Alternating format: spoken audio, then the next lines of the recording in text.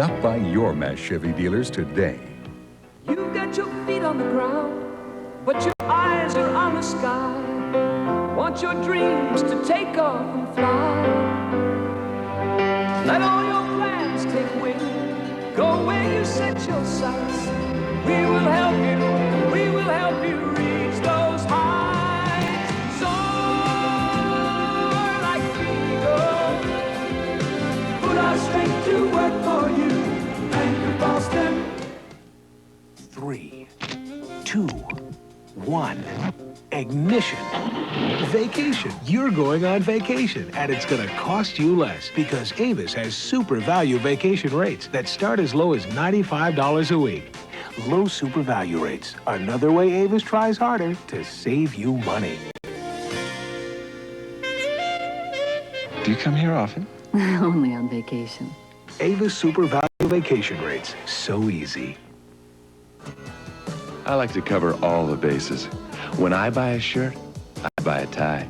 My stereo has Dolby B and C. I like my eggs with bacon. That's why when I play Megabucks, I play the daily numbers too. It's got the same excitement as Megabucks, and you can play 6 days a week. Megabucks and the daily numbers go together like shoes and socks.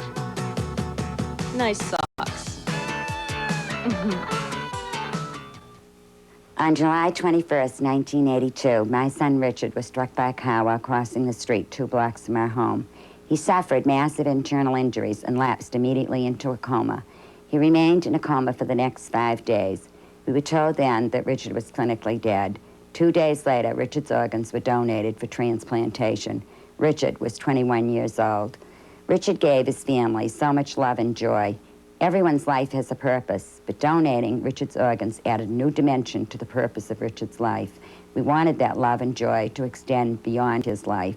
We were powerless to save him, but we knew we could make a difference in the lives of others who were suffering. Richard was healthy and strong and had never suffered any serious illnesses. We know many people are not that fortunate. We were able to bring something positive out of the most tragic time of our lives. We were able to help others have a second chance at life.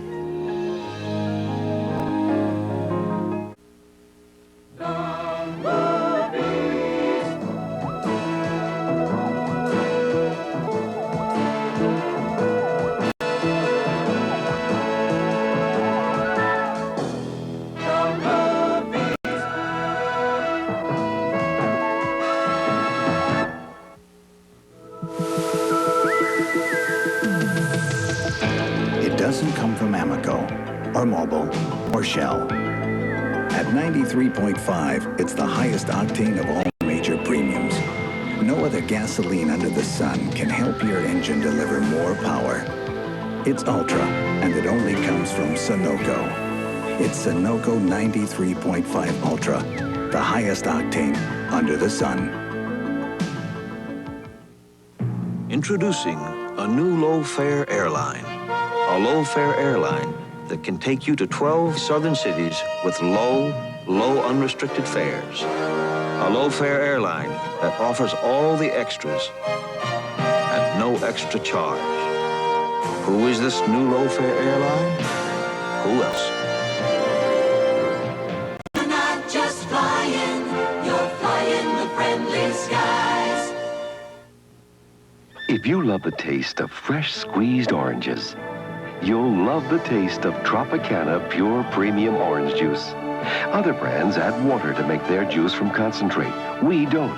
No water, no concentrate. Just pure Florida squeezed juice. That's why it's called Pure Premium. It costs us more to bring you such fresh squeezed taste, but we think it's worth it. Tropicana Pure Premium. We're Beatrice.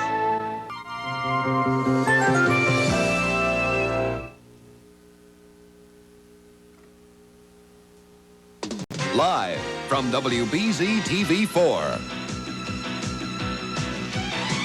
This is Eyewitness News. Nightcast. Good evening, I'm Casey Kaufman. David Whitman is off tonight. Ending weeks of silence, President Reagan is finally sending a direct message to Ferdinand Marcos. The message, delivered through a telephone conversation, it makes it clear Mr. Reagan has sympathy for the deposed Filipino president, but make no moves to help restore Marcos's lost power. Hello, this is President Marcos speaking. It was supposed to be a private phone call, but Ferdinand Marcos permitted one TV camera to record the conversation. A conversation one White House aide described as emotional and agonizing, especially when an agitated Imelda Marcos got on the line to speak with Mrs. Reagan. After weeks of trying to talk with the president, Marcos appealed to Mr. Reagan to restore him to power in the Philippines and said Corazon Aquino would be overthrown within a month. But the president was firm and said he would not intervene. To reassure Aquino, Reagan has invited her to the U.S. next fall and has promised to give her more economic aid. Tonight, Israeli police believe the same type of pistol was used in 3 separate incidents over the past 2 months, all at holy sites in West Jerusalem, all aimed at tourists. The latest, the fatal shooting of a British tourist outside the Garden Tomb Shrine where Protestants believe Christ was buried. Police suspect the shooting may be a terrorist retaliation for the U.S. raid on Libya.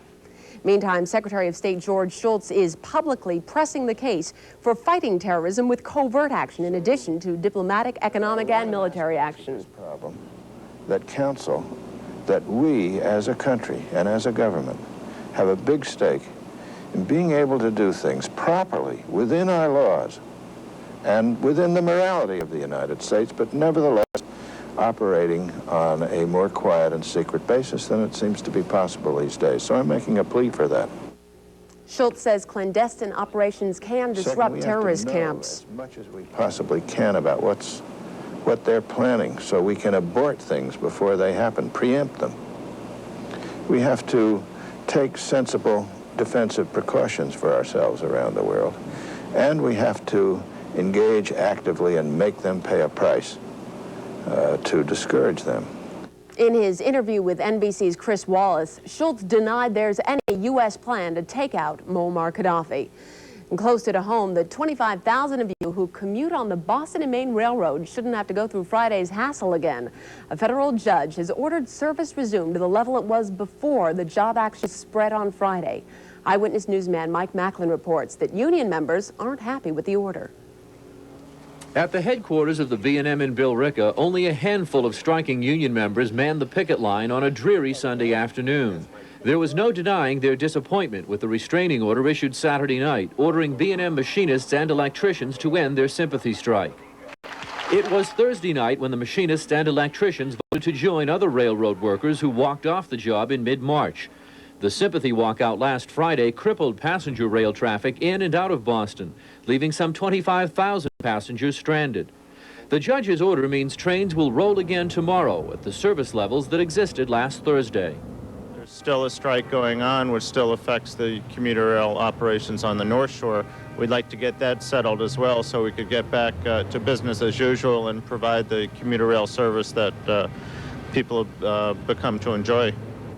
The judge's order also prevents the railroad from hiring replacement workers on any more than a temporary basis, saving the seniority status of the strikers if they ultimately settle their contract hassle and go back to work. But management officials say they're not ready to make the concessions the union's looking for. The union is really stuck to their position. We've lost a lot of revenue since the beginning of the strike, and it's made our position even harder. We have to get concessions, we have to get changes in work rules if we're going to basically keep running this railroad with that union. On Thursday, the striking union members will get a hearing in federal court, at which time they will be able to air all of their grievances. At that time, the judge may also decide on whether to issue a temporary restraining order. In Billerica, Mike Macklin, TV4 Eyewitness News. And Eyewitness News will keep you abreast of tomorrow's commuter rush, beginning with the first edition at 6:30. And still to come on tonight's Nightcast, members of NOW speak out against the proposed anti-abortion amendment. Also, a video pirate holds up an HBO broadcast, charging HBO with holding him up. And later, the Hawks played like doves, and Kevin McHale and the Celtics had an easy time. Highlights are coming up. This is the new front-wheel drive Taurus wagon from Ford. It's a little more sophisticated than a plain old station wagon, and that's good, because most people are a little more sophisticated than a plain old station wagon. Over here is the new Taurus sedan.